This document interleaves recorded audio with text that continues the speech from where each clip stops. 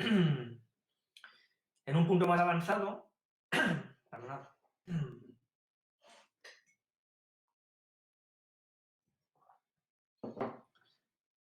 estábamos en un punto más avanzado para ir teniendo material con el cual luego hacer práctica al día siguiente. Ya me comentó Gustavo que habéis estado haciendo práctica efectivamente de sucesiones y que habéis avanzado un poco para ver las, por ejemplo, cuestiones de las indeterminaciones, ¿no? ¿Qué tipo de cosas son indeterminación? ¿Qué tipo de estrategia, perdón, qué tipo de estrategia se puede seguir para intentar resolver en la medida en que se pueda las indeterminaciones con, digamos, el conocimiento, con las técnicas que tenemos a nuestra disposición ahora?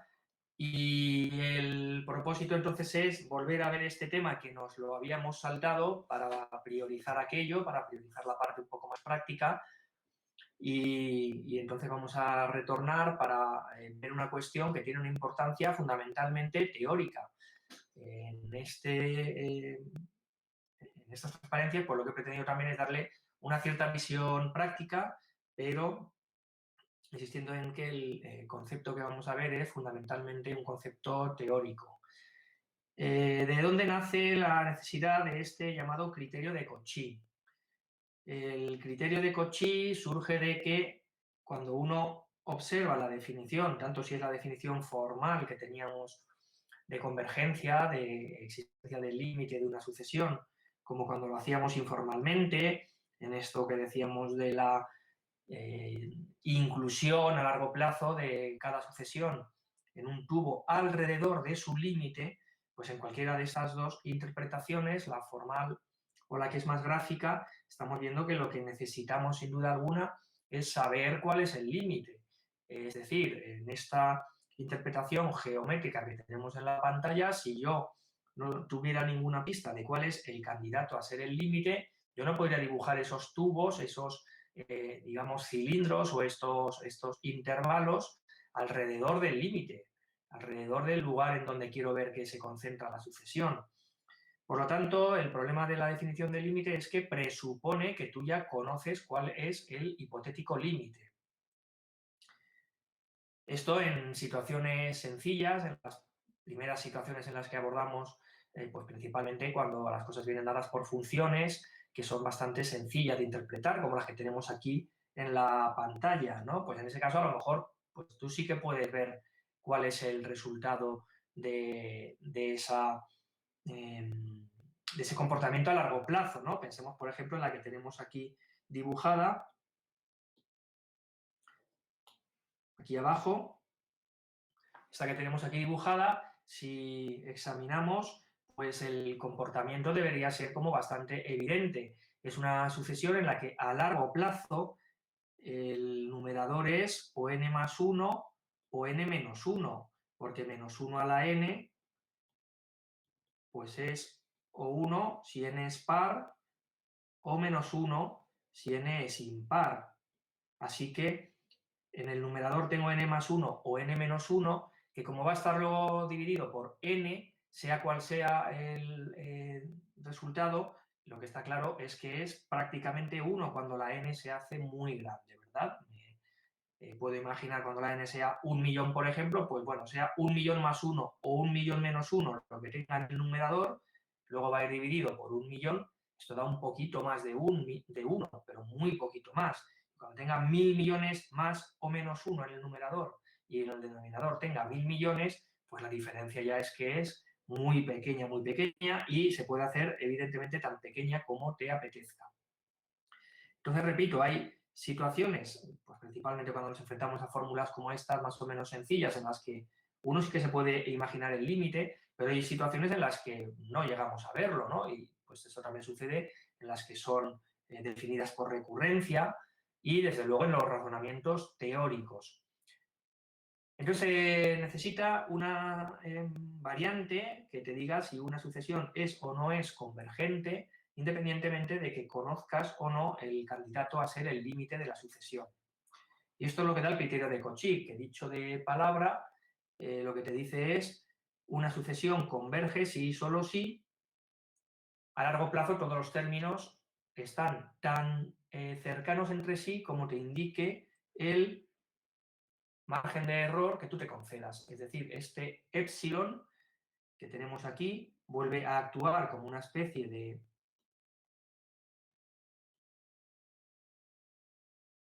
margen de error o sensibilidad, si estamos hablando de instrumentos de, por ejemplo, observación. Si tu sensibilidad es muy pequeña, pero es fija, evidentemente, la sensibilidad de un telescopio o de un microscopio, pues todo lo que esté por debajo de esa resolución dejará de ser distinguible. Para ti, dos cosas que están muy cerca, por ejemplo, en una imagen que estás tomando, ¿no? En una fotografía, pues van a quedar dentro del mismo píxel y tú no vas a poder entonces distinguirlas, porque un píxel no se puede ya dividir. Así que esta es la idea. Si tú te concedes un determinado margen de error, por pequeño que sea, y por eso está el símbolo este del para todo, por muy pequeño que sea, sucederá que a partir de un término que es este n0 del que aquí se habla, todos los términos posteriores están tan cerca como te permite ese margen de error o esa sensibilidad del instrumento que estés utilizando. Esta nota que hay abajo lo que dice es lo que hayamos explicado y aquí viene una rápida presentación de una circunstancia en la cual vemos el beneficio de esto. Tened en cuenta que lo que estoy haciendo es referido a un polinomio concreto, pero este es un método que es un método general aplicable a cualquier polinomio. Yo lo hago con este polinomio concreto, repito, para ilustrar mejor qué es lo que sucede, pero lo mismo que yo voy a hacer con este ejemplo concreto sería con un polinomio p de x, con un polinomio cualquiera, y el argumento de Cauchy lo que te diría es que siempre el procedimiento de la bisección te va a converger a una solución, a una raíz del polinomio, si la tiene. Los polinomios que ya sabéis carecen de raíces reales, pero si la tiene, te va a dar una estrategia, te va a dar una sucesión que a largo plazo se va a parecer tanto como tú desees a ese límite que es la raíz, ¿no? Se demuestra que ese límite que existe es raíz del polinomio. Así que, aunque eso es un razonamiento teórico en donde aprovecharíamos al máximo la potencia del criterio de Cauchy, lo vamos a hacer para este de aquí. ¿Qué es lo que te dice? El procedimiento de bisección en general lo que hace es primero, localizar, por el procedimiento que sea, por tanteo, por el procedimiento que sea, dos lugares en donde la evaluación del polinomio tenga signo diferente. Por ejemplo, aquí uno puede observar que en el 0 vale menos 1, ¿verdad? X a la 5 más X a la 4 es 0 menos 1. Y luego en el punto 1, pues X a la 5, que es 1, más X a la 4, también es 1 a la cuarta, menos 1, eso ahora vale más 1.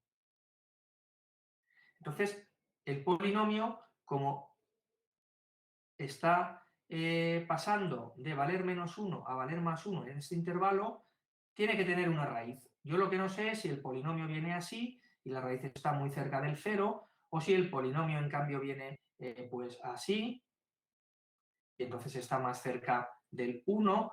Yo no lo sé, pero de momento sé que en ese intervalo hay una raíz real, desde luego.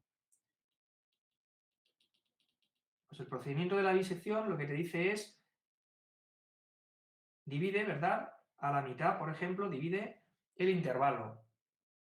Te quedas con el punto 0,5. Y en ese punto vuelves a valorar el polinomio. Lo vuelves a valorar, haces pues un medio a la quinta, haces un medio a la cuarta, lo sumas y restas de 1.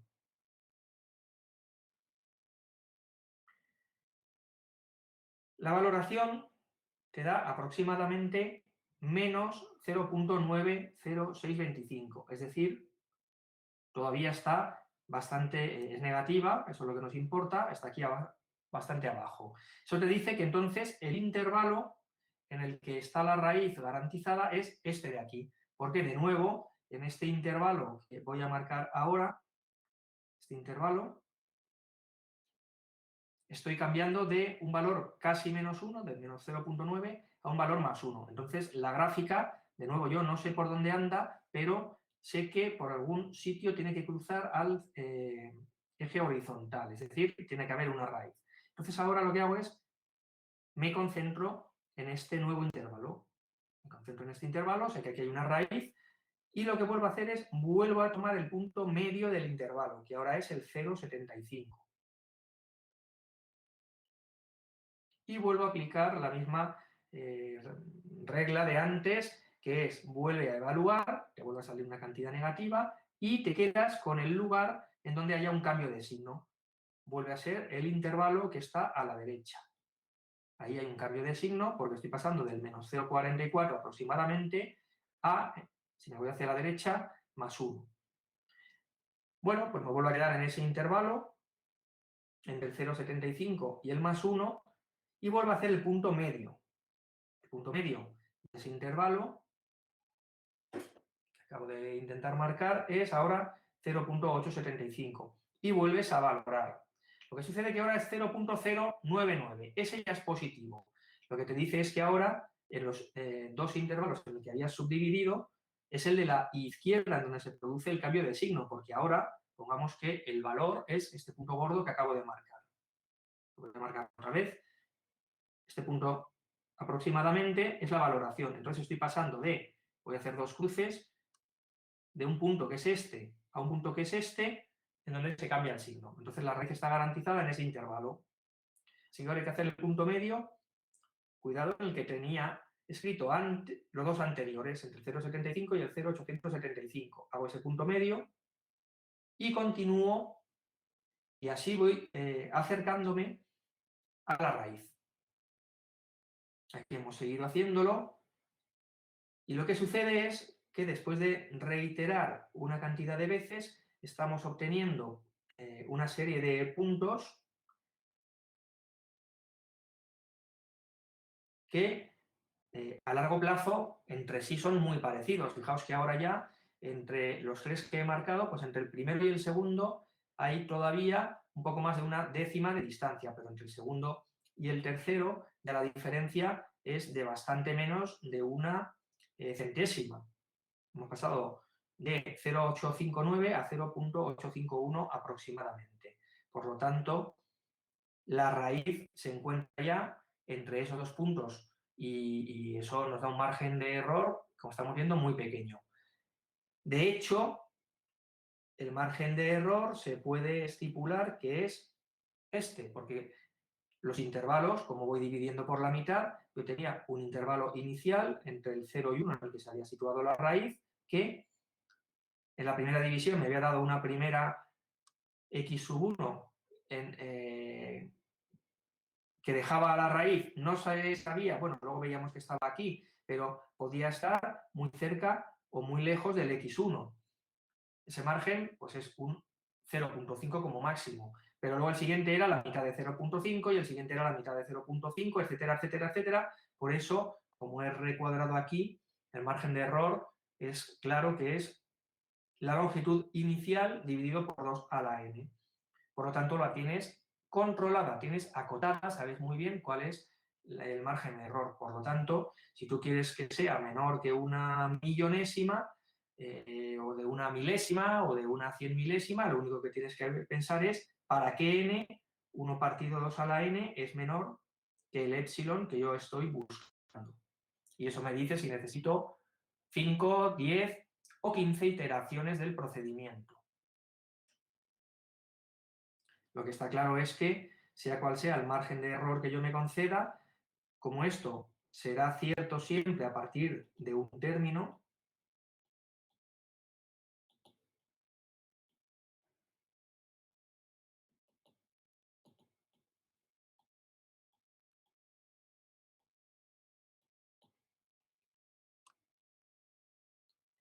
entonces, aunque yo no sé cuál es el límite, porque de hecho no hemos sacado cuál es la raíz de la que estamos hablando, pero yo lo que sé es que entre sí los términos sucesivos se diferencian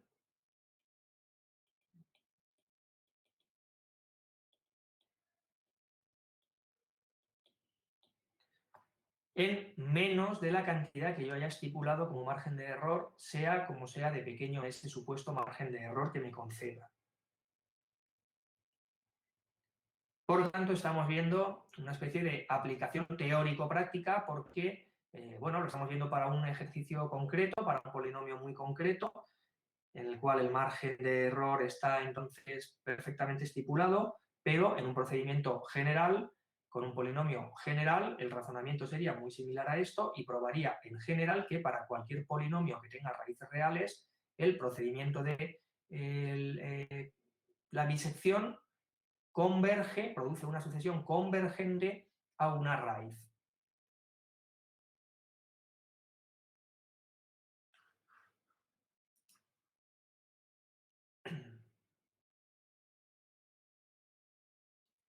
Visto esto, entonces vamos a avanzar en la dirección que ya llevábamos. El primer día de la teoría habíamos estado hablando principalmente, igual que ahora, de las sucesiones todavía convergentes, pero necesitamos trabajar con sucesiones de otro estilo, con sucesiones que se hagan tan grandes como yo quiera, que son las llamadas sucesiones divergentes. Cuidado que las sucesiones divergentes, la definición formal, que ahora vamos a interpretar, te dice que es tan grande como tú quieras a partir de un término. A partir de un término. Es decir, una sucesión que, por ejemplo, voy a hacer aquí un dibujo, que por ejemplo vaya todo el tiempo 1 y un número muy alto, 1 y un número todavía más alto, 1 y sigue hacia arriba, 1 y sigue hacia arriba. Esta sucesión, a pesar de que tenga términos infinitamente altos, esta sucesión no es el tipo de sucesión que vamos ahora a modelizar. ¿Por qué? Porque esta sucesión, por muy lejos que yo me vaya, siempre tiene términos muy pequeños, tiene términos, en este caso yo los he hecho todas iguales, tienen términos pues que valen, por ejemplo, todo el tiempo, vamos a poner 1. Así que una sucesión como, por ejemplo, 1, 2, 1, 3, 1, 4, 1, 5, 1, 6, etcétera, etcétera, etcétera, aunque tenga en su lista términos que se hacen tan grandes como yo quiera, lo que no sucede es que todos a partir de 1 sean tan grandes como a mí me apetezca. Eso no va a suceder, porque por muy lejos que yo me vaya, siempre voy a tener a la derecha términos pequeños, términos que valen en este caso constantemente 1. Pregunta Antonio por la sucesión de Fibonacci. ¿Sería un ejemplo? Sí, de sucesión divergente, la sucesión de Fibonacci se va a hacer efectivamente pues, grande. De todas las formas, creo que la parte esta de las sucesiones definidas por recurrencia se verá bastante poco. Pero efectivamente, así distinguimos el concepto de divergencia del concepto de sucesión que tenga números muy altos. No es una sucesión que tenga números muy altos, una sucesión divergente. Divergente es la que a partir de un término, como estoy aquí marcando, a partir de un término, todos ellos cumplan que están por encima de K. Ahora K representa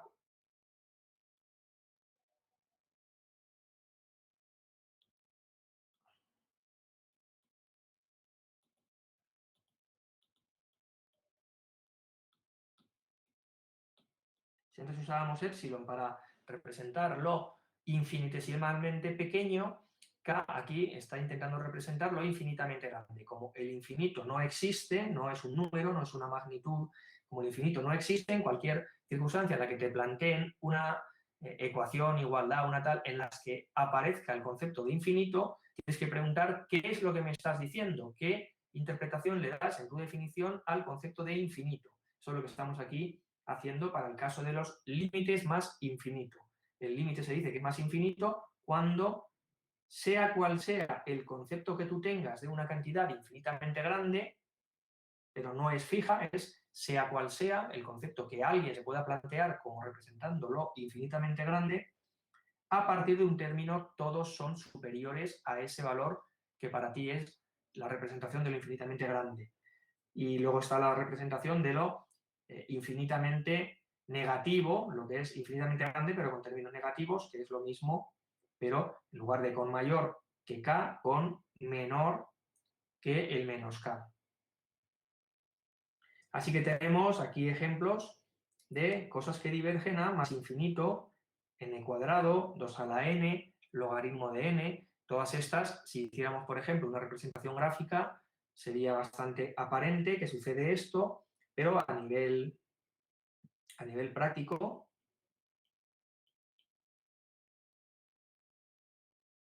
para las situaciones más básicas, se puede intentar ver si el límite existe. Como os decía, luego para funciones más complejas lo que haremos es acudir a unas reglas de composición extendidas que aplican a límites infinitos y que en el caso de que nos dejen luego una situación de indeterminación, acudiremos todavía pues, a unas circunstancias más refinadas que serían los métodos de resolución de las indeterminaciones, que son específicos para cada tipo de indeterminación. Pero, como decía, y como sucedía también con el caso convergente, siempre uno tiene que primero hacer algún cálculo para las situaciones más fáciles y después, a base de la regla de composición, ya con situaciones fáciles progresamos hasta encontrar el límite de situaciones de funciones que sean más complicadas o de sucesiones que sean más complejas. Así que el primer caso, ¿cómo podríamos hacer? Pues lo que me pregunta la definición. Planteo un K y me pregunta si hay n0 para el que cumpla cualquier término posterior a él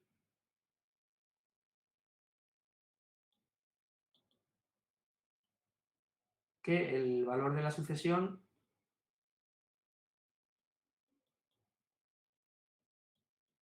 sea así. Bueno, pues como todo es positivo, esto es lo mismo que decir n cuadrado mayor que raíz positiva de K. Perdón, n cuadrado, n.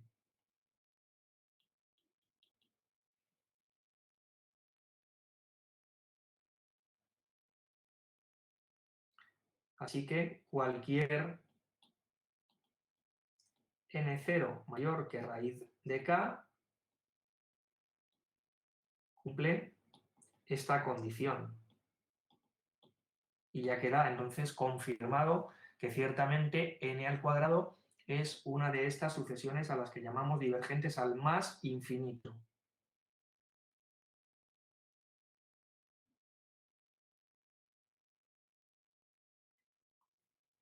Esto es para la primera, luego puede haber otras que resulten un poco más aquí compleja. Nos estaban hablando de logaritmo de n.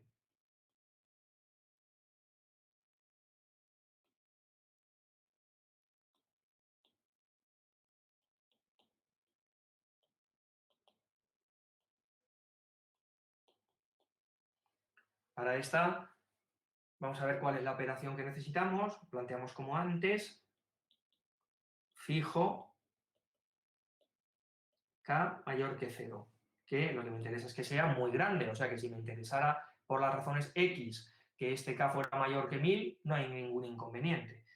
Entonces fijo K mayor que 0, el concepto lo que nos pide es, como hemos dicho antes,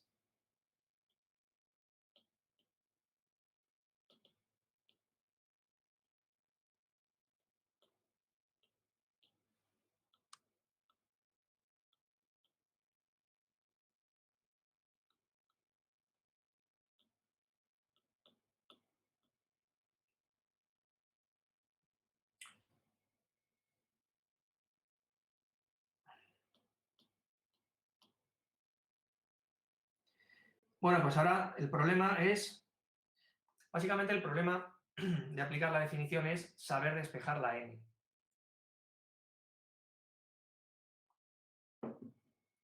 El primer ejercicio que hemos hecho era muy sencillo, despejar en n cuadrado mayor que k, la n pues era tomar raíces cuadradas. Pues bien, ¿cómo despejamos aquí la n? Estamos pensando en que el logaritmo de n sea mayor que k. Aquí estamos viendo cómo es importante que sepamos que determinadas funciones tienen determinado comportamiento.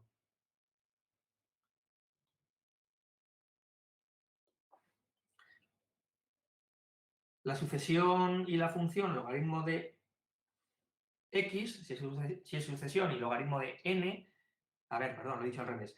La función logaritmo de x, que estoy aquí representando, si es función, o la sucesión logaritmo de n, pues tienen un comportamiento que venía regido por esta gráfica. En esta gráfica lo que tenemos es que, bueno, esto ahora no importa mucho, pero atraviesa, es negativa, asintótica al eje vertical, negativa, negativa, hasta llegar al punto 1. Y después, a partir de ahí, sigue creciendo y es una sucesión, como estábamos diciendo, o una función que crece tanto como yo quiera, aunque, como luego mencionaremos, es un crecimiento muy lento. Bueno, si antes para despejar m al cuadrado hemos tomado la inversa de la operación cuadrado, que era la raíz cuadrada, aquí vamos a hacer lo mismo. Para despejar en logaritmo de n mayor que k la n, vamos a utilizar la operación inversa del logaritmo. El logaritmo en matemáticas, si no se dice lo contrario, normalmente hablamos del logaritmo neperiano, no del logaritmo en base 10. Esto es lo habitual. Entonces, para despejar, digo, el logaritmo neperiano mayor que k, usaríamos la operación inversa del logaritmo neperiano, que es, ¿cuál es? La operación inversa del logaritmo.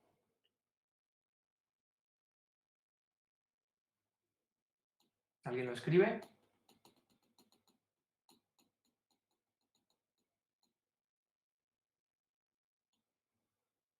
Bueno, pues la inversa es la exponencial. Es decir, bueno, a la x y el logaritmo de x son operaciones inversas. Entonces, si yo quiero despejar aquí, la expresión logaritmo de n mayor que k es lo mismo que decir n mayor que elevado a k.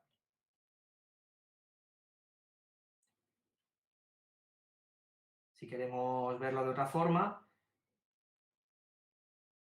la idea es logaritmo de n mayor que k, como la exponencial es una función creciente, me da lo mismo decir logaritmo de n mayor que k que decir e elevado a el miembro de la izquierda mayor que e elevado al miembro de la derecha.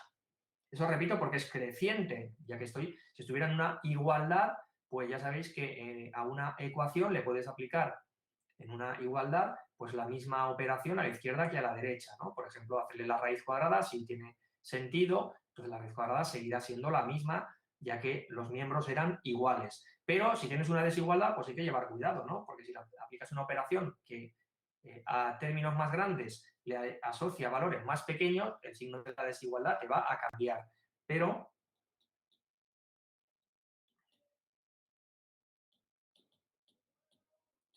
dado que estoy tomando una operación que es la exponencial, que es creciente, la voy a dibujar aquí para recordar.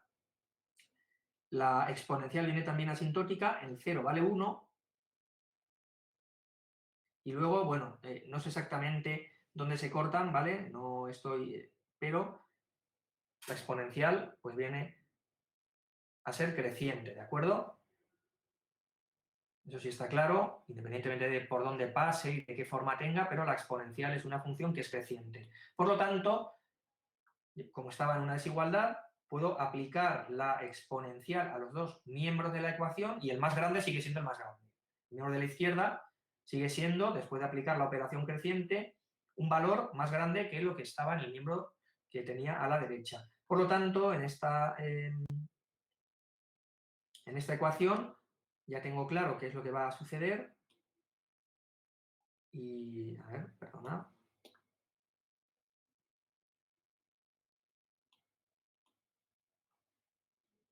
Y ahora solamente aplico que, como hemos dicho antes, la exponencial y el logaritmo son una operación inversa de la otra, así se definía el logaritmo como aquello que cumplía que e elevado al número logaritmo de n me diera n. Entonces, por eso, pues queda despejada. Por lo tanto, una vez que tenemos el problema despejado, pues ya no hay ningún inconveniente, ya hacemos como antes. Mi pregunta era si hay un término a partir del cual los posteriores a un n0 cumplen logaritmo de n mayor que k. Pues como acabamos acabamos de escribir, son lo mismo que decir que n sea mayor que e elevado a k. Pues ya solamente tienes que decir cualquier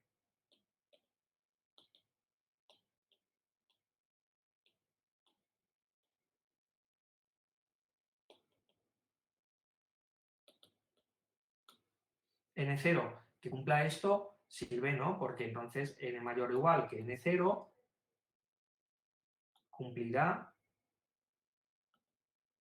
que elevado a n será mayor que elevado a n0, que es mayor que la k, y esto es lo que querías. Aquí de nuevo estamos utilizando la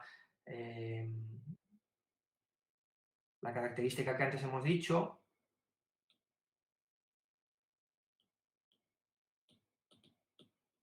de la exponencial, ¿verdad? Que como es creciente, términos n superiores a otros dan valoraciones e a la n superiores a las de esos otros.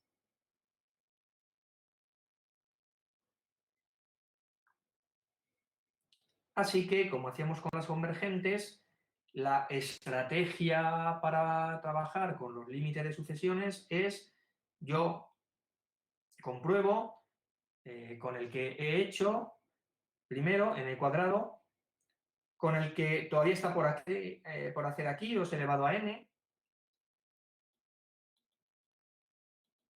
que es un buen ejercicio ver si con lo que hemos hecho lo podéis resolver, o este de aquí. Entonces hacemos estos y una vez que queda certificada la propiedad de que son sucesiones divergentes, entonces ya las propiedades teóricas que vamos a llamar propiedades aritméticas extendidas y luego otras como la comparativa de límites divergentes te van a dar un montón de herramientas para llegar a extraer información sobre sucesiones que son mucho más complejas que estas tan simples que hemos escrito. Ahora entonces sí que ya pues, tenemos aquí una clasificación de sucesiones convergentes y divergentes que acabamos de definir y todos los demás casos son oscilantes. Es decir, cualquier cosa que no tenga límite finito o no tenga límite más infinito o límite menos infinito, aunque tenga valores como aquí, que estamos viendo que se puedan ir haciendo infinitamente grandes algunos. Otros, como estamos viendo, que se pueden hacer infinitamente negativos, pero esta pues tiene precisamente por eso un carácter oscilante, ni es siempre más a partir de un término más grande que un número, ni es a partir de un término más pequeño que el número que quieras predefinir.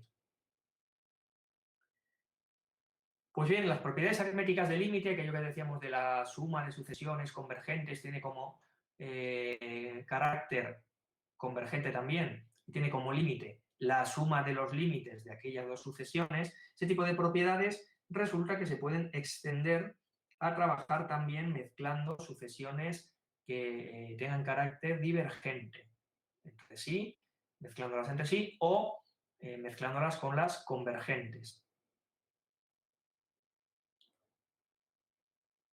Así que aquí tenemos algunas de estas propiedades, son bastante intuitivas, pero lo que es importante es recordar que esto no es una especie de convenio ni nada parecido, son propiedades que se escriben de esta forma para recordarlas, porque además se pueden, digamos que de palabra más o menos entender, ¿no? Por ejemplo, la primera, decir que una sucesión convergente con otra que diverja al más infinito, diverge al más infinito. Esto es fácil de recordar, intuitivamente parece muy natural, pero esto no corresponde a una intuición, sino que esto que acabo de marcar nos está diciendo algo que representamos simbólicamente así, pero que técnicamente tiene una escritura muy concreta. Lo que acabo de redondear, lo que te dice es, si el límite de xn es k, un número,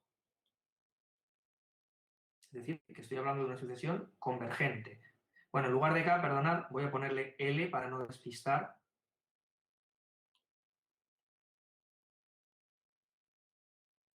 Vamos a ponerle L para no confundir con la k que había antes.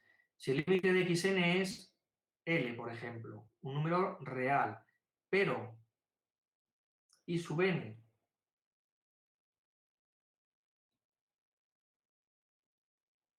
diverge a más infinito, entonces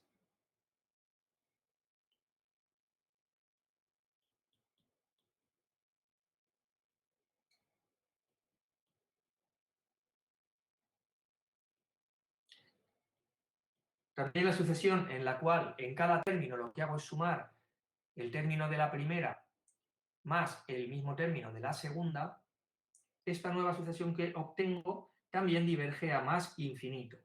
Ejemplo, voy a escribir aquí abajo, pues en su momento hablamos de la sucesión 1 partido n. Y ahora hemos hablado de la sucesión 2 elevado a n. Es la que hemos dejado aquí como ejercicio. Aquí en medio es otra de las sucesiones divergentes que podremos hacer fácilmente y que hemos dejado de ejercicio. Bueno, pues entonces esa propiedad que está redondeada aquí se aplica a este contexto. Tengo una sucesión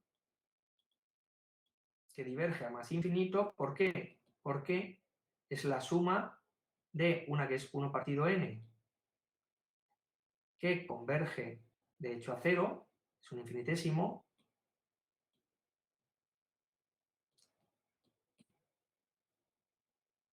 y está sumada término a término con otra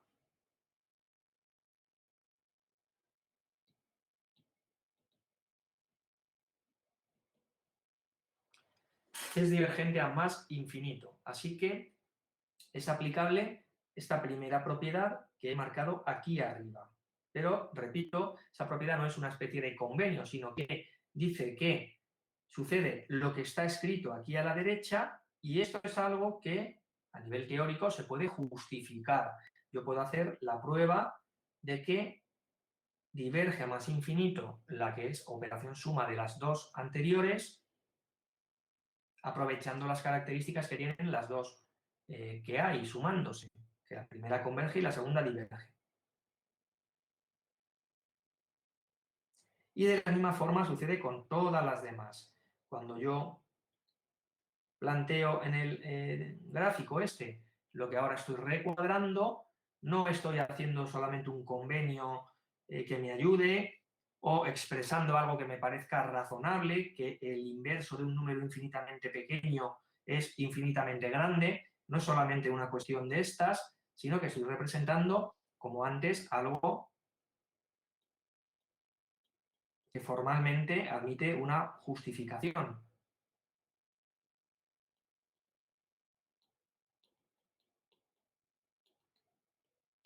El cero más lo que significa es no solamente que sea un infinitésimo, sino que se acerca a él, por lo menos a partir de un término, por la parte de arriba, por la parte positiva. Eso es lo que significa el cero más que está ahí escrito. Entonces, cuando yo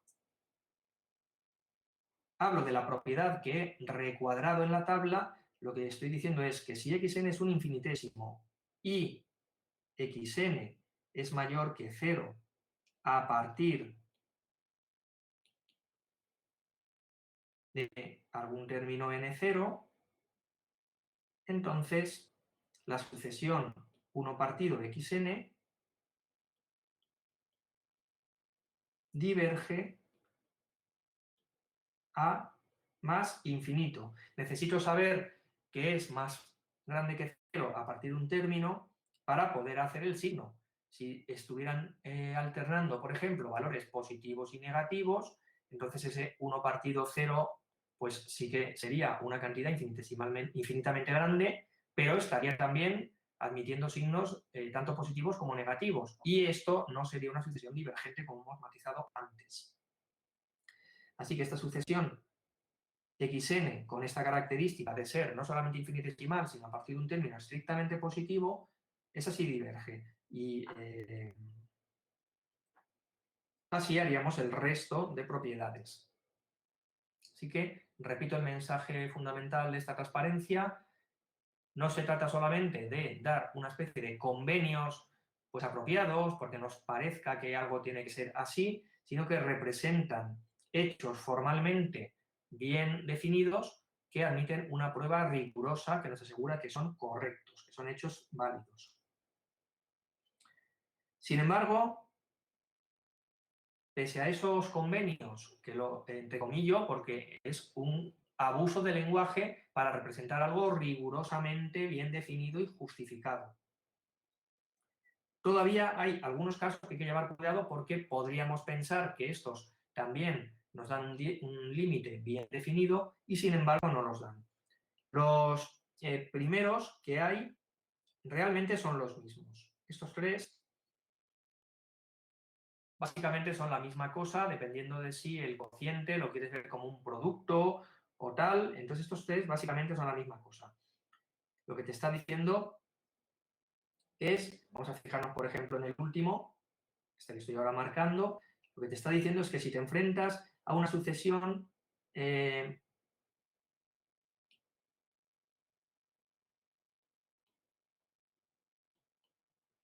es un infinitésimo, y le está multiplicando por otra, y sub n, que diverge a más infinito, cuando tú te plantees qué pasa con xn por in, lo que sucede, y por eso se llama indeterminación, es que lo tenemos que investigar caso a caso. Lo que sucede es que hay operaciones de este estilo que acaban valiendo un límite finito, 1, 2, 5. Hay operaciones de este estilo que acaban siendo un límite infinitesimal, un 0, y hay operaciones de este estilo que producen un carácter divergente. Así que cuando se habla de una indeterminación, es importante recordar cuál es el significado. El significado no es que todavía no se haya descubierto qué es lo que vale el límite de 0 partido 0. No se trata de eso. Se trata de que se sabe positivamente, y además los ejemplos son muy simples, que el resultado te puede valer 0 como más infinito, como 1 o como 15.000. En ese sentido hablamos de indeterminación. Muy bien, pues ya con Gustavo la semana pasada en la parte de práctica estuvisteis viendo que hay algunas técnicas específicas para intentar resolver. No, como pregunta Laura, no. También podrían ser oscilantes, efectivamente. Yo me he centrado en el aspecto este porque esto ya justifica que es indeterminada, pero podría también efectivamente acabar siendo oscilante, ciertamente. Gracias.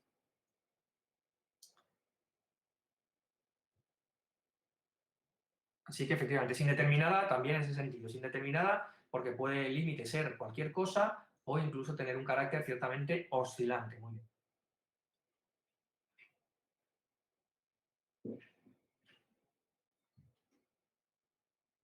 Decía que alguno de estos casos ya los habíais visto en la práctica anterior. El caso en el que tengas una indeterminación del primer estilo que tenemos en esta transparencia, 0 a la 0, infinito a la 0, o 1 elevado a más infinito, a veces se resuelven aplicando la fórmula que tenemos aquí. Esta, a ver, simplemente es aprovechar precisamente lo que antes hemos hecho con el cálculo del límite aquel en el que veíamos una determinada sucesión, logaritmo de n, divergía. Aquí simplemente lo que haces es aplicar que n es e elevado al logaritmo neperiano de n, por definición. Lo que haces es esto, entonces, se lo aplicas, pero se lo aplicas a lo que estoy recuadrando, a xn elevado a in. Y lo que sucede es que, al aplicárselo a eso, el exponente baja y sale del logaritmo. El problema que tienes, no, estas son las reglas del logaritmo. El logaritmo de a elevado a b era b por el logaritmo de a. Estamos aprovechando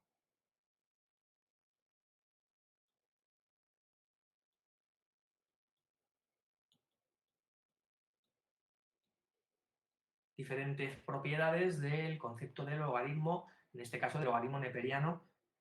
Bueno, esto pues tiene la ventaja de que convierte la expresión que antes no sabías en otra diferente, tiene el inconveniente de que te introduce el logaritmo en la fórmula, cosa que puede resultar entonces desagradable, ¿no? Sobre todo si no tienes claro cómo funciona esto de los logaritmos. Específicamente para el caso de 1 elevado a infinito se puede utilizar la fórmula de Euler. Esto sí que ya es un teorema, quiero decir, lo que hemos hecho arriba simplemente es una manipulación aritmética Esto, en cambio, requiere digamos, un teorema, ¿no? Requiere una prueba de que efectivamente se cumple esta igualdad de aquí y puedes entonces transformar el límite en otro más sencillo, en el cual aquí, como veis, no aparecen logaritmos. Pero cuidado, porque esta es una fórmula aplicable cuando sepas que tienes un límite en el que en la base, bueno, en donde aparezca una exponenciación y el límite de la base se parece infinitamente a 1 a largo plazo, la sucesión que tenemos en la base converge a 1 y la sucesión que hay en el exponente converge a más infinito. No podemos aplicar la fórmula, por ejemplo, para algo del estilo de 0 elevado a 0. No podemos aplicar la fórmula de Euler para algo del estilo de infinito elevado a 0. Es específicamente para ese caso. Pues bien, otra herramienta que ayuda a calcular límites es esta de aquí. Los órdenes de infinitud. Lo que te dice es que si tú ordenas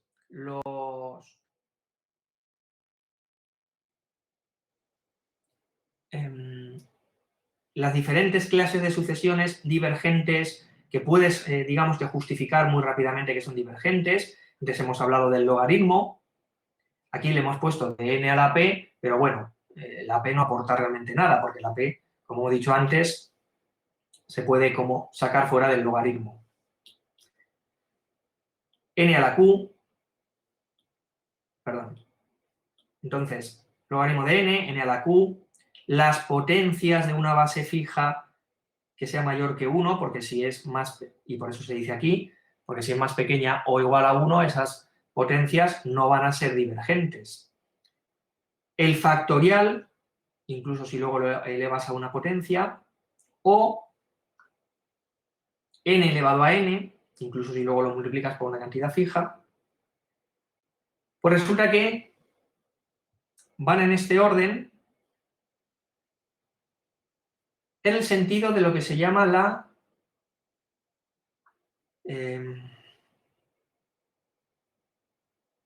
ordenación de los infinitos. Esta es una definición, cuidado, formal. Un infinito, en el sentido de una sucesión divergente a más infinito, es más alto que otro, no cuando sea mayor, es decir, algo como, qué sé yo, 1, 2, 3, 4, 5, pues esto es una sucesión que es divergente a más infinito.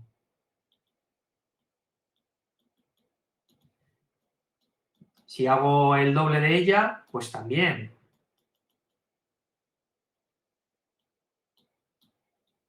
Pero, mucho cuidado, porque aunque la que he escrito en segundo lugar, la que está a la derecha, es siempre más grande que la otra, yo no diría, en este caso, no se cumple la definición de que la de la derecha, la segunda, sea de un orden mayor que la primera.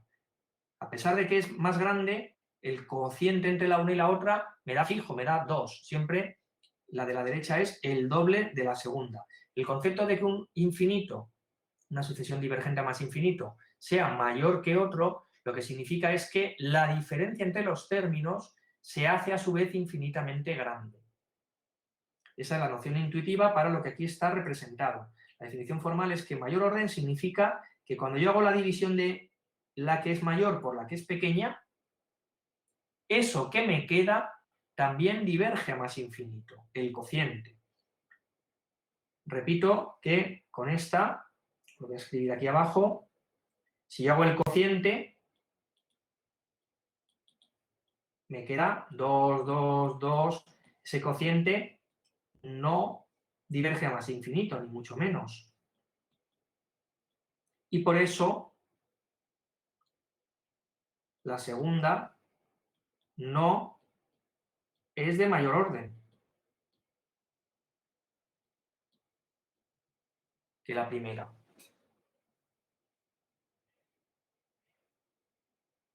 ¿Por qué nos interesa entonces este concepto de ser de mayor orden? ¿Por qué no hablamos de una sucesión que es simplemente mayor que otra?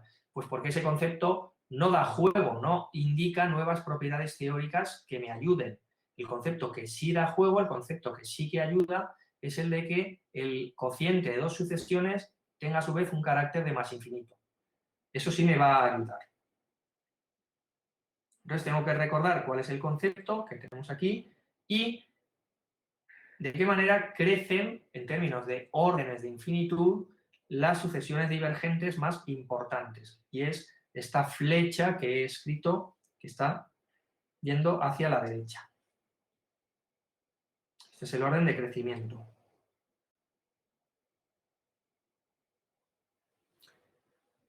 Con esto y luego, pues habilidad en la manipulación, podemos ya llegar a hacer pues, límites más interesantes que otros que ya hemos hecho, que eran básicamente sencillos. Por ejemplo,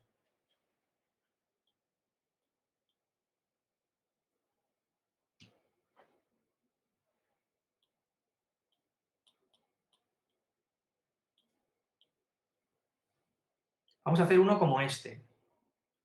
A ver, previamente, si a mí me preguntaran solamente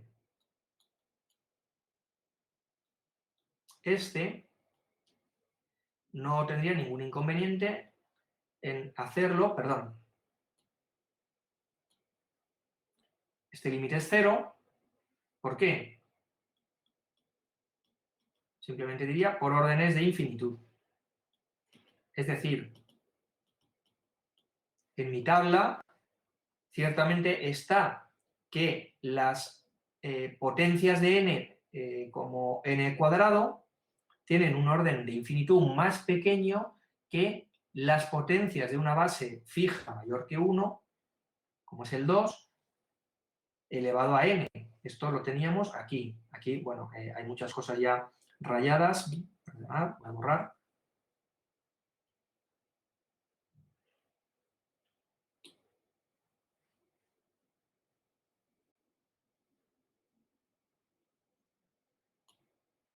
Digo que en la tabla, pues, tengo aquí escrito que, entre otras cosas, n al cuadrado es de un orden de infinitud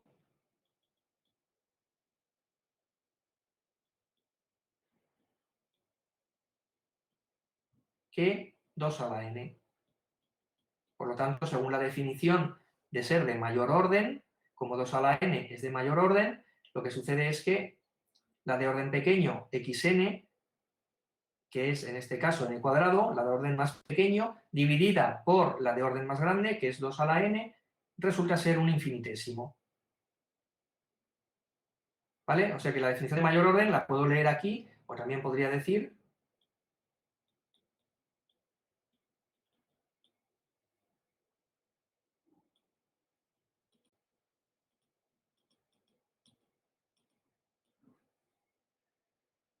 esto, cuando x es de mayor orden que y, x partido por y es por definición divergente y por lo que hemos argumentado antes de la tabla de propiedades aritméticas extendidas, entonces su inversa, que es in partido xn, tiene de límite 0.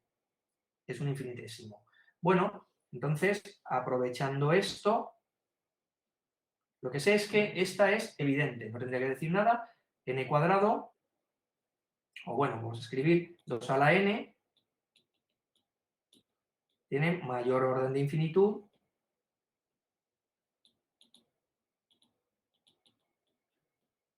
que el n al cuadrado.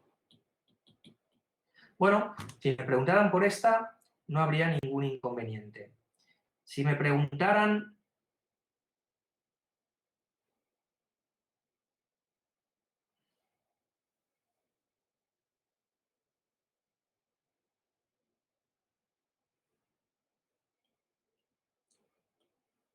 por esta, tampoco habría ningún inconveniente.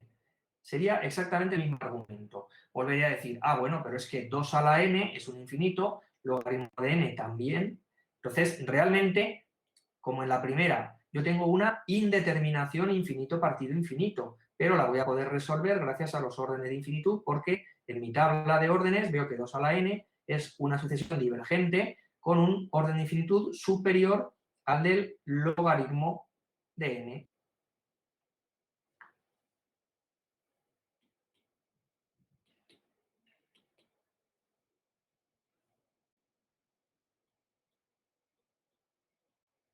Es un orden de infinitud más pequeño, más grande, por lo tanto, el pequeño dividido por el grande es un infinitésimo. Bueno, así que esas dos ya las tengo. El problema es que no tengo ninguna de estas. Tengo una que es n cuadrado por logaritmo de n y dividido por 2 a la n. Claro, si la que tuviera es el producto de ellas, pues bueno, aplicaría aquella regla aritmética de que el límite del producto es el producto de los límites. Pero tampoco tengo eso. No es el producto. Vale, entonces vamos a hacer un pequeño descanso. Podéis, el que tenga ganas, pues ahora pensar aquí en cómo podríamos aproximarnos a este límite que hay aquí arriba y ahora lo resolvemos. Vamos a hacer un descansito hasta el 5 y terminamos con esto.